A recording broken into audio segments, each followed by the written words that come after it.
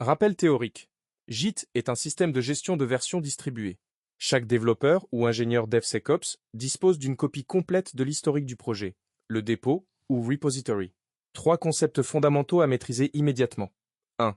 Le Working Directory, votre dossier de travail local, là où vous éditez vos fichiers. 2. Le Staging Area, index, une zone tampon où vous sélectionnez précisément quels changements seront inclus dans votre prochain commit. Commande clé, git add. 3. Le repository local, la base de données immuable qui stocke l'historique. Commande clé, git commit. Erreur fréquente des débutants. Faire git add sans vérifier ce qu'ils ajoutent et commettre des fichiers sensibles, clé API, mot de passe, fichier. Env.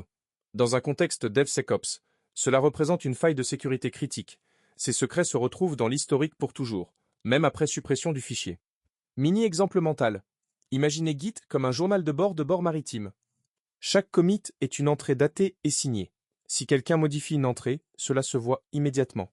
C'est exactement pour cette raison que Git est le premier maillon de la chaîne de livraison sécurisée, CI/CD. Chaque modification de code est tracée, attribuée et vérifiable. Moi, énoncé de l'atelier. Vous venez de découvrir Git comme socle du pipeline DevSecOps dans le chapitre précédent.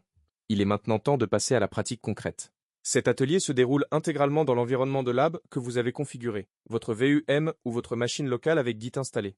L'objectif est de vous rendre à l'aise avec les commandes Git de base qui seront utilisées dans chaque étape future du cursus, que ce soit pour versionner du code applicatif, des scripts d'audit, des configurations de pipeline ou des rapports de vulnérabilité. Durée conseillée. 2 heures. Vous devez déposer votre solution avant l'expiration de ce délai. Moins. Étape 1. Vérification de l'environnement. Avant toute chose, vérifiez que Git est correctement installé sur votre VUM ou machine de lab. Affichez la version de Git installée. Configurez ensuite votre identité Git globale, nom d'utilisateur et adresse email. Ces informations apparaîtront dans chacun de vos commits. C'est une bonne pratique professionnelle de configurer également l'éditeur de texte par défaut de Git, Nano, Vim ou Code selon votre préférence. Prenez une capture d'écran de votre configuration Git affichée en terminal Git config list. Étape 2. Clonez un dépôt distant. Clonez le dépôt public suivant sur votre machine de lab, /github.com/nicedoc/devsecopslabstarter ou tout dépôt public de votre choix si celui-ci n'est pas disponible, par exemple un dépôt officiel All ASP. Une fois cloné, explorez sa structure, listez les fichiers présents, lisez le fichier readme et affichez l'historique des commits existants avec une commande Git adaptée.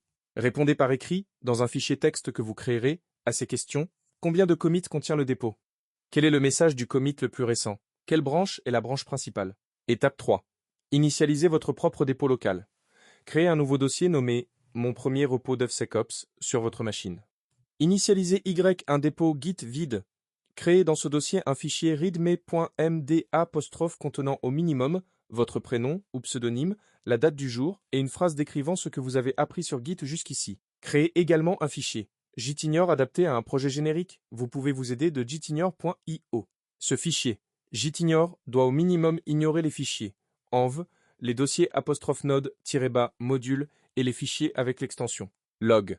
Étape 4. Réalisez votre premier commit. Ajoutez vos fichiers à la staging area de manière sélective. N'utilisez pas git add. Sans vérification, c'est une règle d'or DevSecOps. Vérifiez l'état de votre dépôt avant de committer. Réalisez un premier commit avec un message de commit professionnel, structuré selon la convention suivante. Type scope, description courte en français. Exemple. Featuring init, ajout du readme et du gitignore initial. Affichez ensuite le log de votre dépôt pour confirmer que le commit est bien enregistré. Prenez une capture d'écran. Étape 5. Allez plus loin, obligatoire. Modifiez votre fichier readme.md' en ajoutant une section intitulée réflexion sécurité dans laquelle vous expliquez en 3 à 5 phrases pourquoi il est dangereux de committer des fichiers env ou des clés d'API dans un dépôt Git et comment Git contribue à la traçabilité dans un pipeline DevSecOps. Committez cette modification avec un message de commit approprié. Vous devez donc avoir au minimum 2 commits dans votre historique local à la fin de l'atelier. Livrable attendu. Déposé dans l'espace de rendu prévu. 1. Vos captures d'écran annotées. Configuration Git. Log des commits. Statut du dépôt. 2. Le contenu de votre fichier readme.md' final copié dans un fichier texte ou directement dans la zone de dépôt. 3. Vos réponses aux questions de l'étape 2. Un rendu soigné, avec des messages de commit clairs et une réflexion sécurité argumentée, sera valorisé.